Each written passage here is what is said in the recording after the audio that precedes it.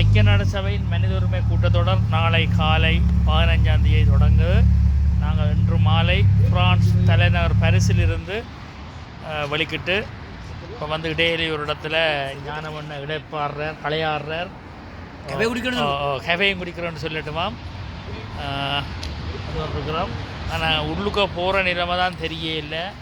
நடந்த G7 மாநாடு நடக்கிறதால சகல நுழைவு, அதாவது சுவிஸ்குள்ளே போகிற பாதையெல்லாம் பூட்டி 1-2ஆல் தான் நிறைய செக் பண்ணி விடுவினோம். அதாவது எங்களுக்கு கிடைச்ச தகவல்படி 40,000 படைகள் அங்கே இறக்கப்பட்டிருக்கு. சுவிஸில் 50,000 அந்த எதிராக போராடுற பல நாட்டிலேருந்து மக்கள் இறங்கியிருக்கணும்.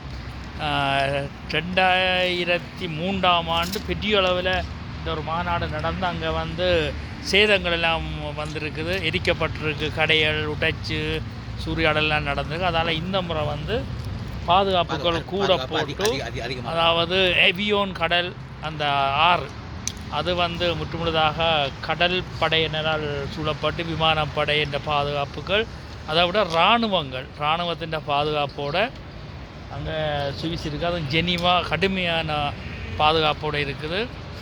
இருந்தாலும் விடாமுயற்சியாக இது 14வது வருடம் நாங்கள் போய்கொண்டிருக்கிறோம். 14வது வருடம் அதில் போய்கொண்டிருக்கிறோம். போன மார்ச் போனாங்க, இப்போ போகிறோம். நாளைக்கு தொடங்குது. உங்களை எல்லாரையும் நாளைக்கு நாங்கள் ஐநாவில் சந்திப்போம். முருகதாஸ் நீங்கள் அதை சொல்கிறார் ஞானமண்ணே, முருகதாஸ் அரங்கத்தில் சந்திப்போம். நாளை காலை முருகதாஸ் அரங்கில் சந்திப்போம்னு சொல்கிறார். இப்போ நாங்கள் நிற்கிற ஒரு பெட்ரோல் சைட் உண்டு. இதில் வந்து விட்டுட்டு நிற்கிறோம். நாங்கள் வாகனங்கள் இங்கே வருது பாருங்கோ, டீசல் நிரப்புறதுக்காக வருது. இது ஒரு டீசல் நிரப்புற இடம், பெட்ரோல் சைட். இப்போ ஞானமண்ண ஹெவை குடிக்கிறார், நான் குடிக்கிறேன் இல்லை, எனக்கு இந்த இது சரி வராது. அப்போ ஞானமண்ண குடிக்கிறார்.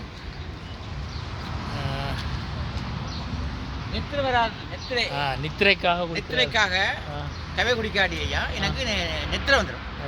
ஒரு இனேட்சி ஒன்று இருக்கும், தைரியம் வருமாம், அதால் குடிக்கிறாராம். நல்லது. நாளைக்கு நாங்கள் ஜெனீவாவில் நாளை காலமே ஏதோ, அதாவது சுவிஸ் போலீஸ், சுவிஸ் இராணுவம் எங்களை விடுவின நம்பிக்கையோடு நாங்கள் முன்கூட்டியே சுவிஸ் அரசாங்கத்தின், சுவிஸ் ஜெனீவா போலீஸின் அனுமதி எல்லாம் எங்கள்கிட்ட இருக்குது. அதுக்குரிய அனுமதி பத்திரம் எல்லாம் கையில் கொண்டு தான் போடுறோம். எல்லாம் நாளைக்கு ஜெனீவா முருகதாஸ் சந்திப்போம். தமிழர் தாயம்.